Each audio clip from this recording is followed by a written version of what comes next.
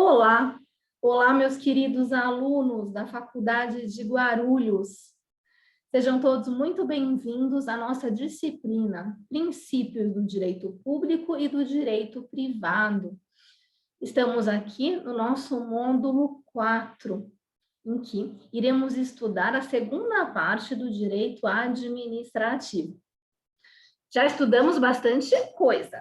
Já estudamos a introdução ao estudo do direito, já estudamos direito constitucional, já estudamos a primeira parte do direito administrativo e agora estamos dando sequência para finalizar os principais institutos do direito administrativo. Hoje iremos estudar ato administrativo, licitações e contratos administrativos, intervenção do Estado na propriedade. Não deixem de ler a apostila, que foi preparada com muito carinho para vocês, e de realizar as atividades. Lembrem-se, o conhecimento é algo que ninguém pode tirar de você. Você pode se transformar e transformar a sua comunidade com o conhecimento. Então, foco nos estudos. Vamos lá? Hoje eu irei compartilhar a minha tela com vocês.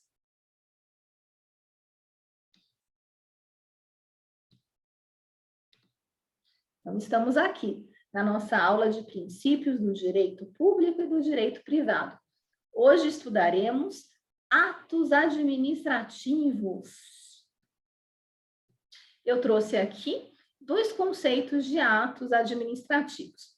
Então, segundo Celso Antônio Bandeira de Mello, nós podemos conceituar o ato administrativo como a declaração do Estado, ou de quem lhe faça às vezes, por exemplo, um concessionário de serviço público, no exercício de prerrogativas públicas, então, portanto, regido pelo regime jurídico administrativo, manifestadas mediante providências jurídicas que são complementares à lei, a título de lhe dar cumprimento, e sujeitas a controle por órgão jurisdicional. A professora Marinela também traz aqui uma definição do ato administrativo, né, como declaração do Estado. Tá? Então, vamos explicar numa linguagem para vocês aí compreenderem.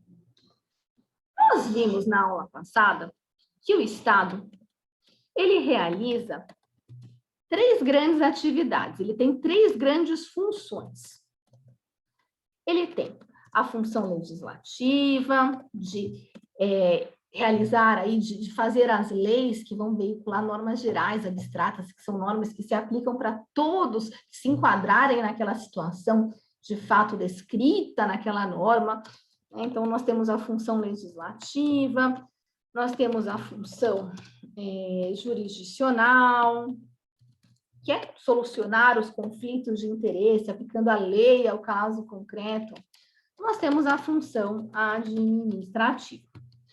Nós vimos que a cada poder, né, nós temos aqui a tripartição aqui de poderes, que são três grandes funções de Estado, e cada uma dessas funções é atribuída a um órgão que vai receber o nome de um poder. Então, o poder legislativo, ele vai exercer tipicamente a função legislativa. O poder judiciário, ele vai exercer tipicamente a função jurisdicional. O poder executivo, ele vai exercer tipicamente a função administrativa.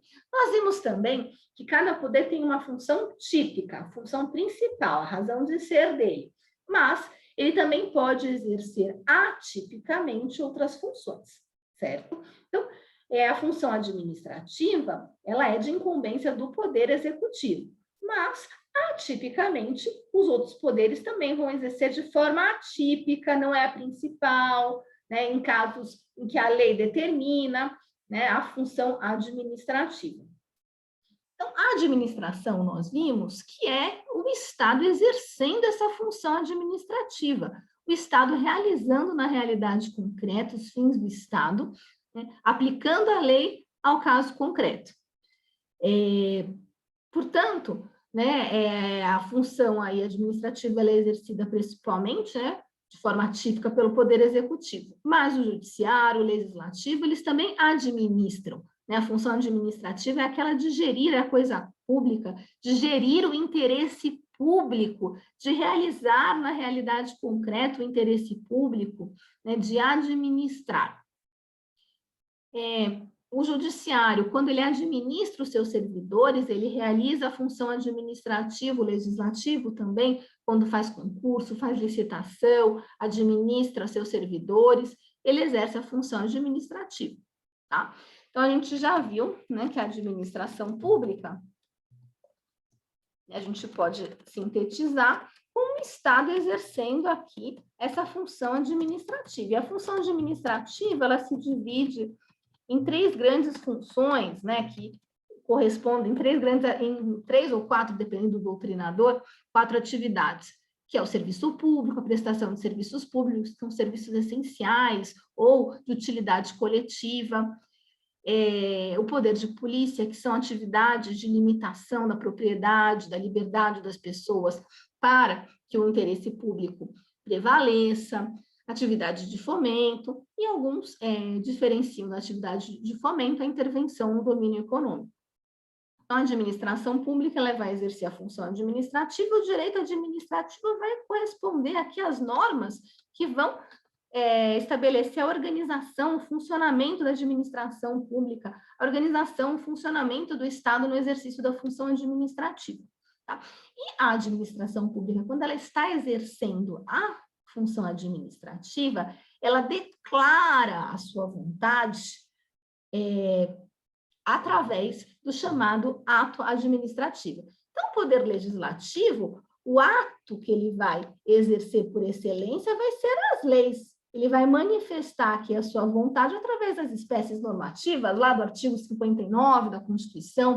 O Poder Judiciário vai manifestar aqui sua vontade, ela expressar o seu poder através da sentença, se for um juiz, né, estivermos diante de um juiz aí de primeira instância, ou um acórdão, se for um tribunal decidindo, né? E o Poder Executivo, ele vai manifestar a sua vontade através do ato administrativo, ou administração pública, né? Porque a gente sabe que o Poder Judiciário, o Poder Legislativo, exerce atipicamente a função administrativa.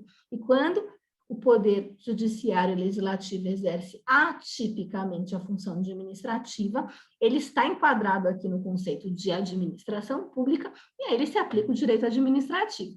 Então, a administração pública, ela vai declarar a sua vontade através, né, do ato administrativo. Então, o ato administrativo vai corresponder a essa declaração de vontade da administração pública, né?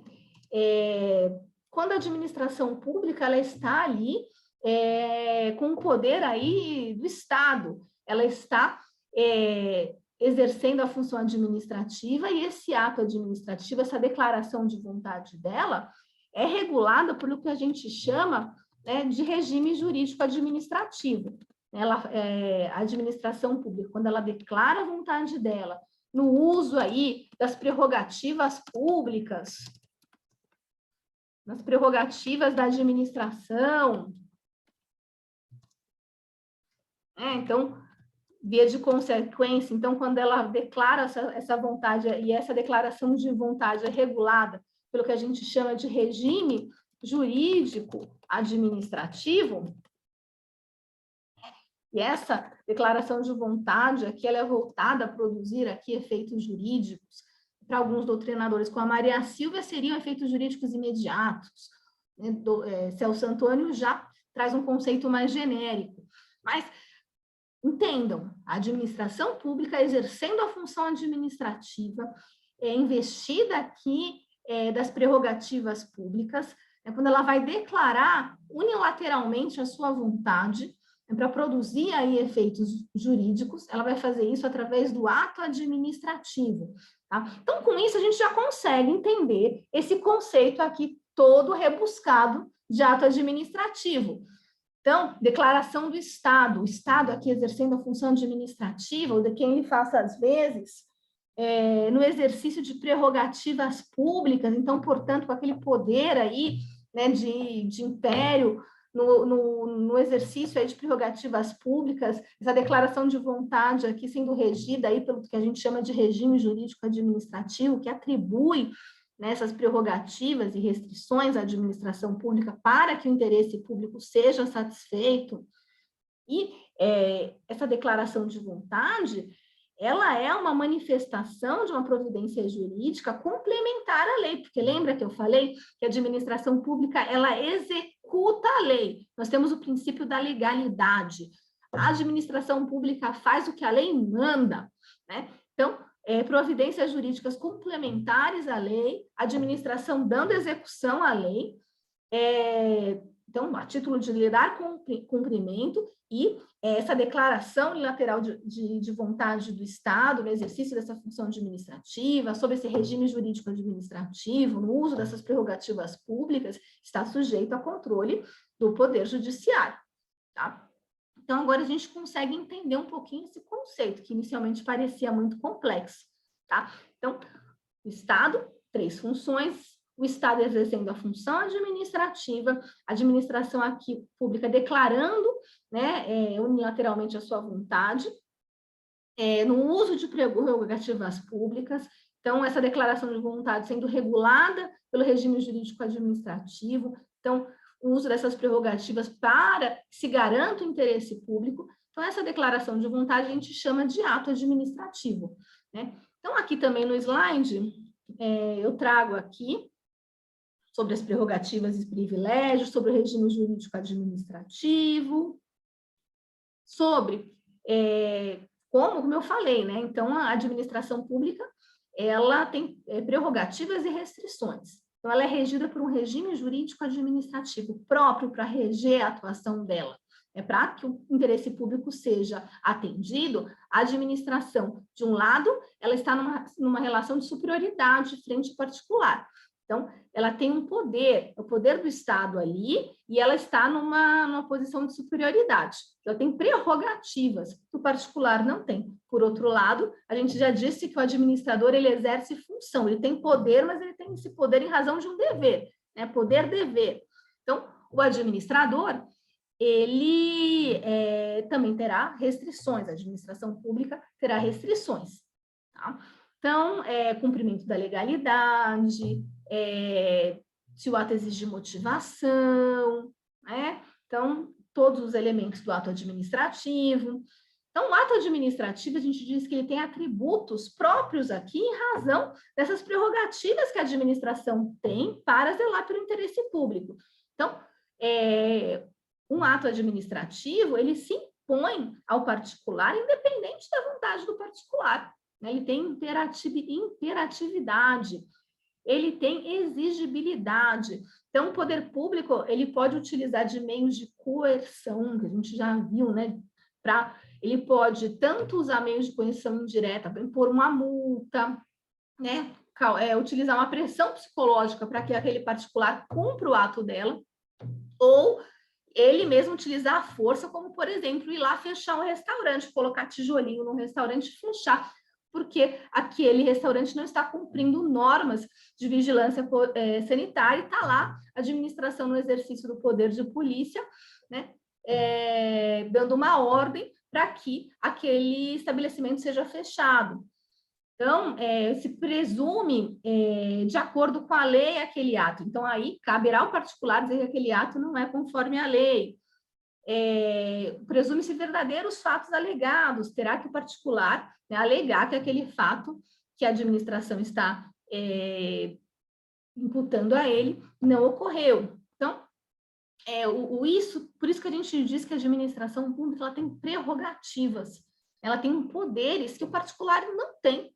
Tá? Para quê? Porque imagina se toda hora fosse contestada uma ordem da administração. Então, a gente tem que ter essas prerrogativas para que o interesse público ele seja efetivado.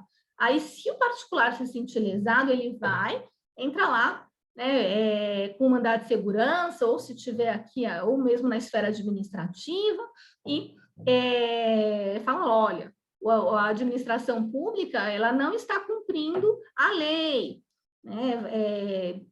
Esse ato é nulo, tá? Mas caso o particular não fale, né? Caso não se decida no judiciário ou na própria administração pública, aquele ato ele se presume de acordo com a lei, ele se presume verídico, ele se impõe ao particular, independentemente da vontade dele de querer cumprir ou não. Então, não quero fechar o restaurante, vai lá e coloca aqueles tijolinhos e fecha o restaurante, né, na porta e fecha o restaurante. Tá? Alguns aqui, atos administrativos, a admissão que eu comentei, por exemplo, a admissão, o Estado, os serviços de saúde, de educação, o Estado ele vai admitir um aluno naquela escola pública ou naquele hospital. A administração, ali a administração pública, né, a gente já viu que uma das funções administrativas é a prestação do serviço público, vai praticar esse ato de admissão. Autorização é um ato discricionário da administração pública, que a administração pública significa isso, ela tem uma margem maior para avaliar a oportunidade, a conveniência de permitir que um particular ele exerça aquela atividade, né? Licença, que já é um ato vinculado, então, se o particular ele preencheu os requisitos, a administração pública tem que fornecer aquela licença. Então, aqui eu coloquei, né, atos, tem na apostila explicadinho para vocês, tá bom? Eu tenho que correr, porque aqui é uma visão geral. Vocês têm aí que ler, na apostila está tudo explicadinho para vocês. Licitação. Nós vimos aqui eu começo com o Celso Antônio. Ele coloca, ao contrário dos particulares, que dispõem de ampla liberdade quando pretendem adquirir, alienar, locar bens, contratar a execução de obras, o poder público, para fazê-lo, necessita adotar um procedimento preliminar rigorosamente determinado e pré-estabelecido na conformidade da lei. Então, quando o poder público ele vai comprar, então, uma escola pública vai comprar quadro negro, vai comprar computador, a escola pública, a universidade pública, ou então o governo aí do estado para fornecer aí o material para as escolas. Ele pode comprar de qualquer um, ele pode ir lá na FEST, nas Casas Bahia e comprar o computador? Não, não pode. Ele tem que abrir um procedimento licitatório. Ele vai ter que abrir a todos os interessados que queiram contratar com a administração pública, que esses interessados apresentem as suas propostas. Né? Então, aí teremos aí um instrumento convocatório, né, um edital, o carta convite, a gente vai ter esse instrumento convocatório, em que a administração pública ela vai colocar exatamente o que ela precisa, os critérios para a seleção da proposta, então, melhor preço e técnica, todos os interessados vão se habilitar, né, vão demonstrar que eles têm condições de fornecer aquele produto, prestar aquele serviço, realizar aquela obra, né? Então, ou que é o melhor interessado na aquisição daquele bem, ou na locação. Então, o poder público ele vai ter que abrir a todos os interessados que participem ali de um certame, de um concurso, né, de uma concorrência, né, que é uma das modalidades aí de licitação. Então, os particulares vão apresentar suas propostas e o poder público vai escolher a melhor proposta com base nos critérios do edital. A licitação é importante porque garante tanto a escolha da melhor proposta pela administração, como também é uma garantia aqui desse princípio republicano, do princípio da igualdade. Todos nós somos iguais perante o Estado. Né? Então, o Estado tem que dar a todos que queiram contratar com ele igualdade de condições. Então, todos que queiram contratar com o Estado vão poder apresentar aí as suas propostas e, né, conforme um procedimento pré-estabelecido na lei, e a decisão da administração vai ter que ser aliar a melhor proposta, melhor preço e técnica, conforme o critério estabelecido no edital. Não vai poder favorecer um ou desfavorecer outro, não.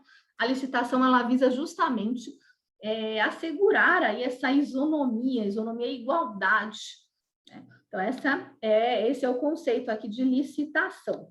Então, a administração pública, ela realiza o processo, o procedimento administrativo de licitação, escolhe a melhor proposta. Escolhe a melhor proposta, se ela quiser contratar, se ela quiser aquele bem, aquele serviço, aquela obra pública, ela vai ter que escolher aí, contratar com aquele ganhador do certame, com aquele ganhador da licitação, ok? Então, a administração ela vai firmar aí um contrato administrativo. Então, a gente diz aqui, o Celso Antônio fala, os principais contratos administrativos seria para realizar uma obra pública, concessão de serviço público, em que o Estado ele atribui aí o exercício, né, a prestação de um serviço público para uma outra pessoa jurídica, por um particular, a concessão do uso de domínio público e contratos de fornecimento em geral. Então, escola, né, está precisando de lousa, computador. Então, o governo do Estado de São Paulo licitou, comprou os computadores. E aí, né, depois ele vai firmar um contrato administrativo. O que é um contrato? Um contrato é um ajuste de vontades que produz efeitos jurídicos, que cria, modifica, extingue relações jurídicas.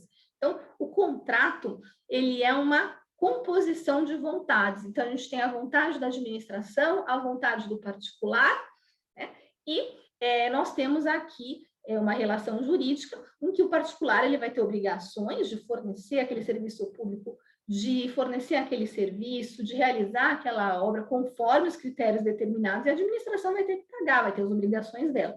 Agora, o contrato administrativo é diferente dos contratos que nós particulares firmamos, porque no contrato administrativo, nós temos ali o Estado, no exercício da função administrativa, sob o regime jurídico administrativo, então investido aí de prerrogativas, também com as suas restrições, mas o Estado, ele vai estar ali em prol, aí, isso é uma decorrência do cumprimento aí do interesse público, né?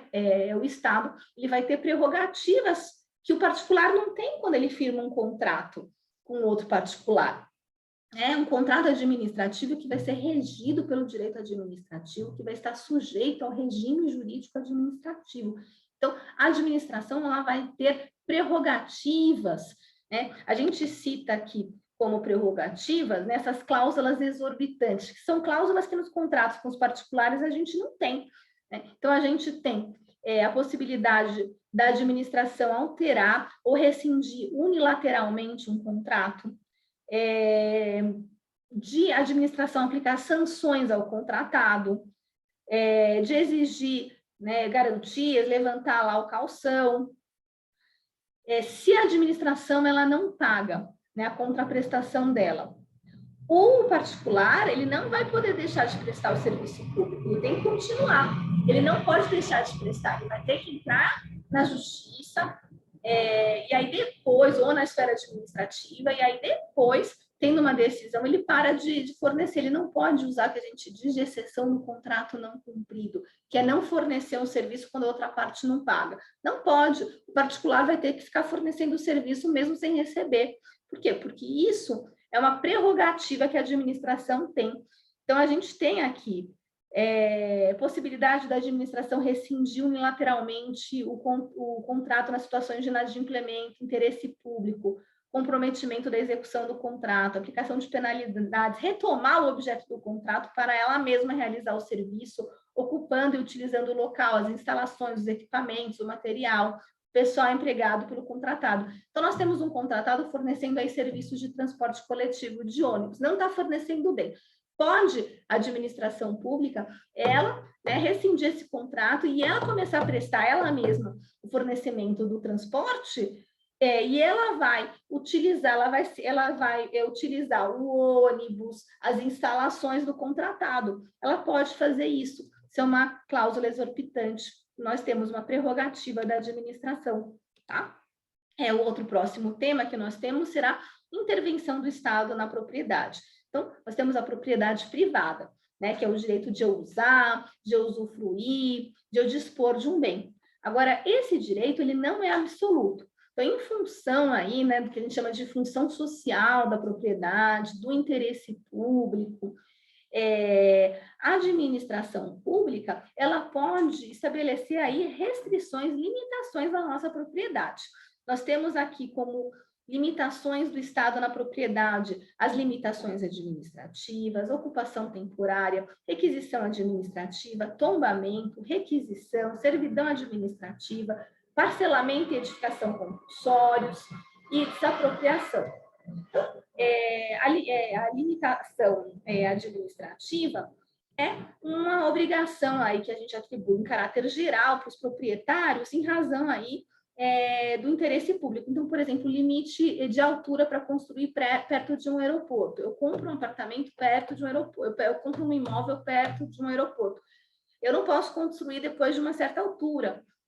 Isso é uma limitação administrativa. Ou na orla, não posso construir. Então, é uma limitação administrativa. Ocupação temporária. A administração pública ela utiliza o bem particular, de forma remunerada ou não, para a execução de uma obra, de um serviço. Então, eu preciso do seu imóvel porque eu estou construindo um metrô. Então, a administração pública pode ocupar temporariamente um imóvel.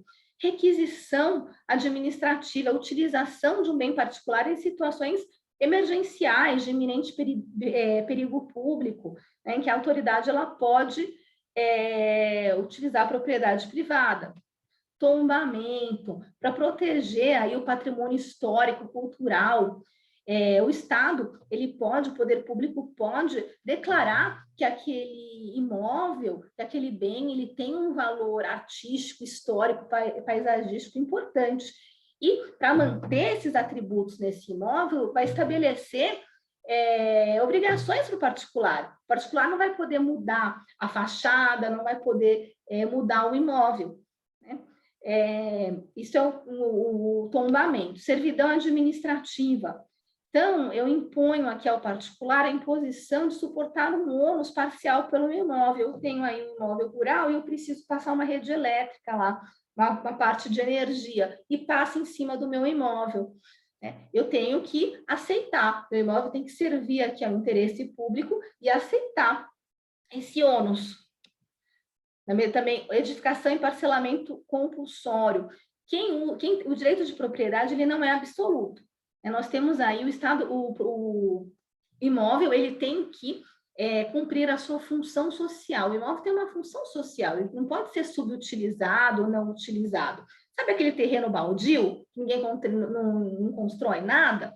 Então, quando o Estado ele vê que aquele terreno ele está ali sendo não utilizado ou subutilizado, ele pode impor ao proprietário o dever dele construir ou realizar o parcelamento compulsório, sob pena de estabelecer uma multa, IPTU progressivo e até desapropriação. A desapropriação é o poder público, ele retira compulsoriamente a propriedade de determinado bem de um particular e transfere esse patrimônio para o poder público. Não é confisco, porque no caso da desapropriação, ela é sempre feita mediante prévia e justa indenização.